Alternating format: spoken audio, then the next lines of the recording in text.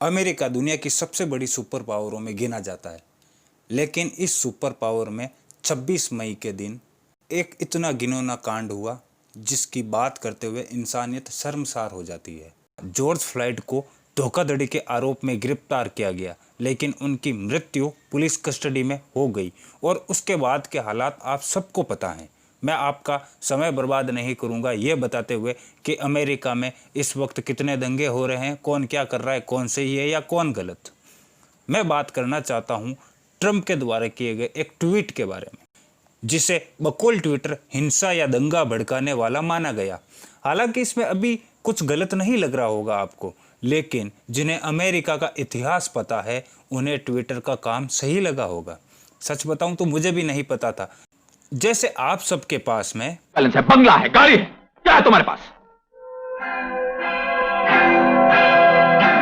मेरे पास वैसे मेरे पास में भी गालिब कमाल है। तो सुनिए गालिब कमाल की जुबानी कि उस ट्वीट में क्या गलत था।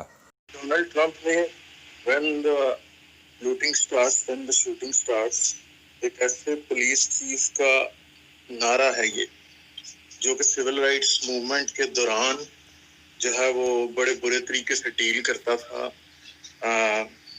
अफ्रीकन अमेरिकन के साथ और बाकी लोग जो कि सिविल राइट्स मूवमेंट में अफ्रीकन अमेरिकन के लिए इक्वल राइट्स डिमांड कर रहे थे। तो इसने जब इस नारे को when the looting starts then the shooting starts का नारा जब लगाया, तो बेसिकली इसने जो है वो अफ्रीकन अमेरिकन के खिलाफ जितनी भी एट्रोसिटीज होती हैं, जितनी भी बुरी बातें होती हैं, उनको एक लिहाज से एंडोर्स किया।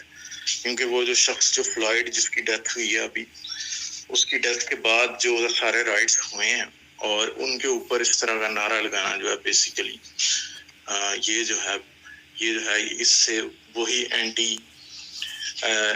अफ्रीकन अमेरिकन और रेसिस्ट टाइप की वाइब्स आती हैं।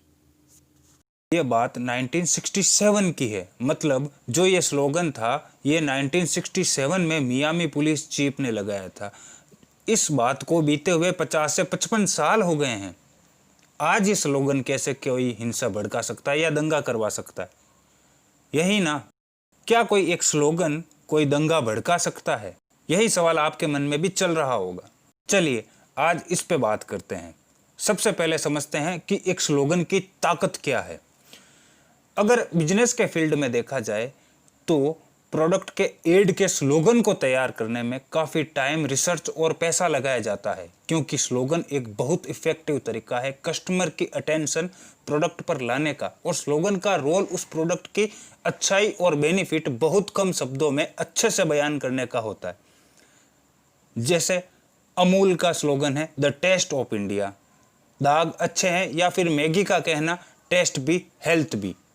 कहीं ना कहीं इन स्लोगन के कारण पॉपुलेशन का एक बड़ा तबका इन प्रोडक्ट को यूज करना अपनी शानो शौकत और हाई स्टैंडर्ड में समझता है, जबकि ये सच नहीं। अब यहाँ तक तो ठीक है, लेकिन एक स्लोगन कैसे कोई हिंसा या दंगा भड़का सकता है?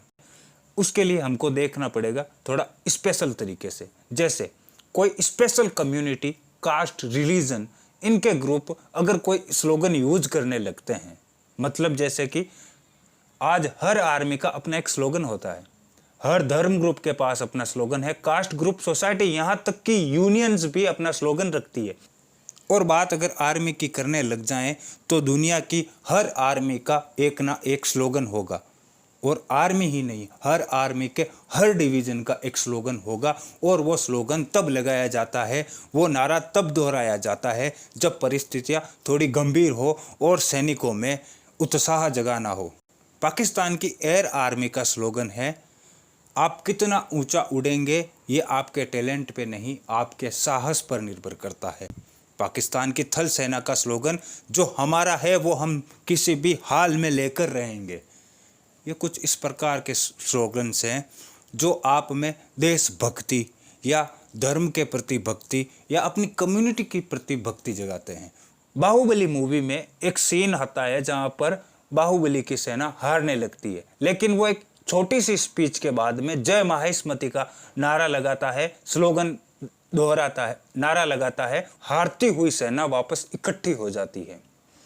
नाजी पार्टी का one people one nation one leader पूरे जर्मनी को वर्ल्ड वॉर 2 के लिए उत्तेजित कर देता है। ट्रंप का अपने चुनावों के प्रचार के समय मेक अमेरिका ग्रेट अगेन या नरेंद्र मोदी का आज का स्लोगन हर हर मोदी घर घर मोदी या कांग्रेस पार्टी का अब होगा न्याय, ये कई स्लोगन ऐसे हैं जो आपकी पहचान को दर्शाते हैं। मैं आपको बता दूं कि स्लोगन वो स्टेरॉइड है जो आपकी ताकत तो बढ़ाता है, पर गलत स्टेरॉइड या गलत डोज भी आपके लिए जानलेवा गंभीर परिणाम दे सकता है। अब बात करते हैं ट्रंप के उस ट्वीट और उस स्लोगन की। तो आज अमेरिका में जो हालात है उसमें दो पक्ष हैं। आप ये कह सकते हैं जैसे कि हर वाइट बुरा नहीं होता तो हर वाइट अच्छा भी नहीं होता, हर प्रोटेस्टर गलत नहीं होता तो हर प्रोटेस्टर सही भी नहीं होता। और इसका रियल एग्जाम्पल आपको अमेरिका में देखने को मिला होगा, जब वाइट पीपुल अपने पड़ोसियों के आगे घुटने टेक कर उनसे माफ़ी मांग रहे हैं, वहीं कुछ दूसरे पक्ष के लोग दुकानों में लूटपाट स्टार्ट कर चुके हैं। और जब मियामी के चीफ ने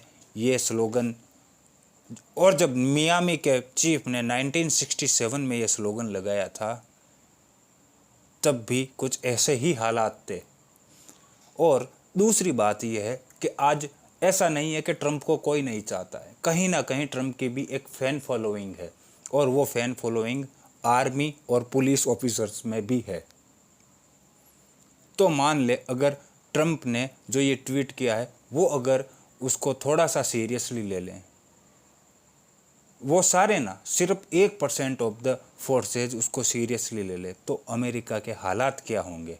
और दूसरा जो अभी स्लोगन लग रहा है अमेरिका के अंदर, दैट ब्लैक लाइव्स मैटर्स, हाँ बिल्कुल हम मानते हैं हर किसी की ज़िंदगी मैटर करती है, लेकिन आप इस स्लोगन को पकड़े, अगर कहीं पर भीड़ इकट्ठी हुई है और कोई एक बंदा 4 गलत बातें बोलने के बाद में ये स्लोगन दोहरा देता है, तो वो आपको इतना उत्तेजित करने के लिए काफ़ी होगा कि उस शहर के, उस स्टेट के हालात बिगड़ जाएं। सोचिएगा ज़रूर।